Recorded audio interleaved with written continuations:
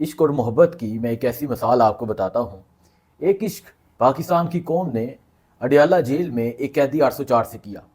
پاکستان کی قوم نے اس کی خاطر اپنا خون دیا۔ بیسیکلی یہ جو محبت ہے یہ عمران خان سے تو ہے ہی ہے، لیکن یہ محبت پاکستان سے محبت ہے۔ یہ جو محبت ہے پاکستان کی نسل سے محبت ہے، پاکستان کی زمین سے محبت ہے، پاکستان کی مٹی سے محبت ہے۔ ڈی چوک میں کارکنان پہنچے، ان کو پتا تھا کہ گولیاں چل رہی ہیں، لیکن اس کے باوجود وہاں کارکنان کھڑے رہے۔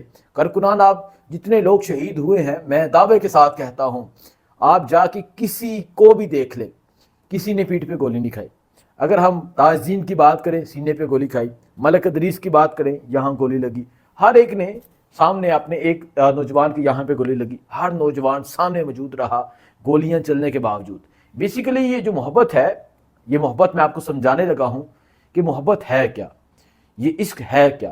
اڈیالہ جیل میں عمران خان کے پاس آپ کو پتہ ہے کہ ایک طرف مذاکرات چل رہے ہیں، دوسری طرف عمران خان کے پاس مختلف طرح کی آفرز لے کر علی امین گنڈا پور بھی گئے، جس کا علیمہ خان نے بتایا۔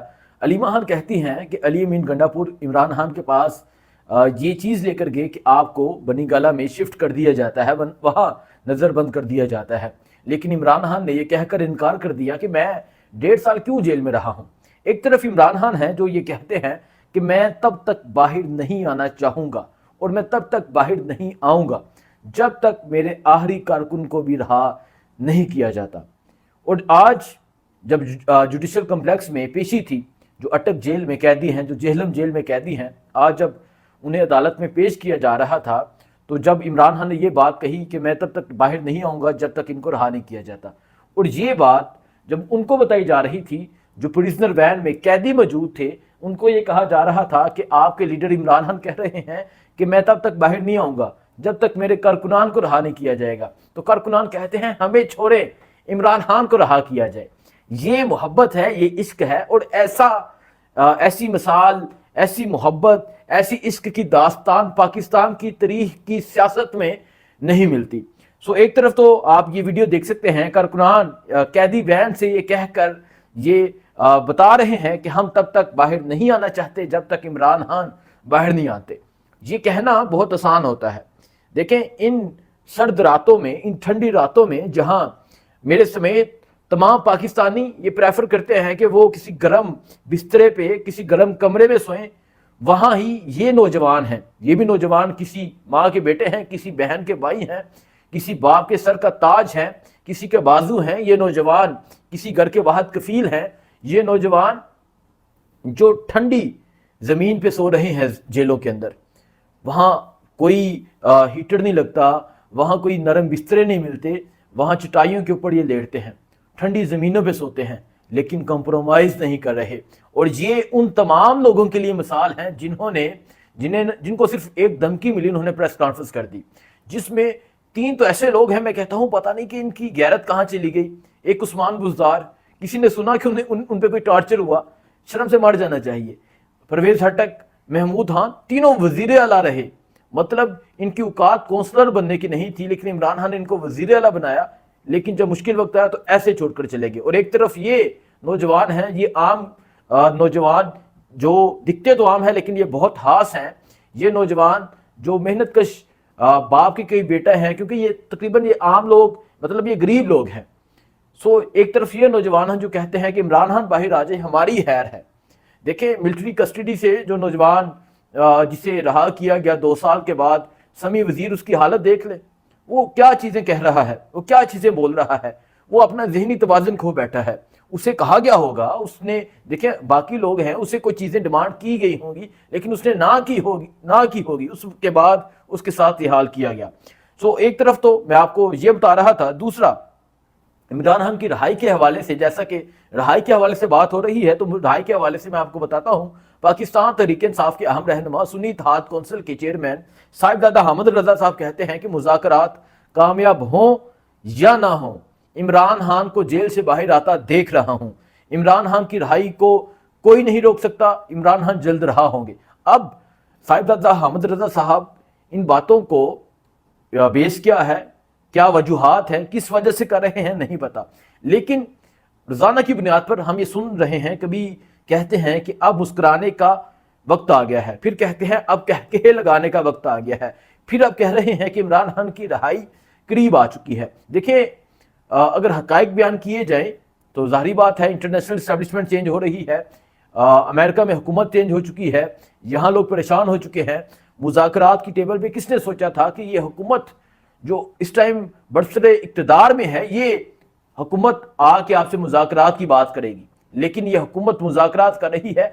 इवन कि ये जानते हैं, इनको पता है कि अगर इमरान खान बाहर आ गए तो हम तो फारग हैं, लेकिन जाहिर बात है कोई प्रेशर होगा जिसकी बेस पे ये मुज़ाकरात कर रहे हैं। वो प्रेशर भी मैं आपको बता देता हूँ, वो ये जो रेमिटेंस है, जो ओवरसीज का प्रेशर है, ये प्रेशर है, वो आम पाकिस्तानी का प्रेशर है। पाकिस्तान की इकॉनमी का बेड़ा गर्क हो चुका है, पाकिस्तान डूब रहा है, और यही प्रेशर है जिस वजह से आज ये मुज़ाकरात की टेबल पे बैठ गए हैं। इनको नजर आ रहा है कि इमरान खान के बगैर पाकिस्तान को, पाकिस्तान की इकॉनमी को, पाकिस्तान की तजारत को, पाकिस्तान के किसी भी तबके को, पाकिस्तान के किसी भी महकमे को चलाना मुश्किल हो चुका है। इस वजह से आज ये मुज़ाकरात कर रहे हैं। और इमरान खान की रिहाई कब होती है, जब होगी पता चल जाएगा।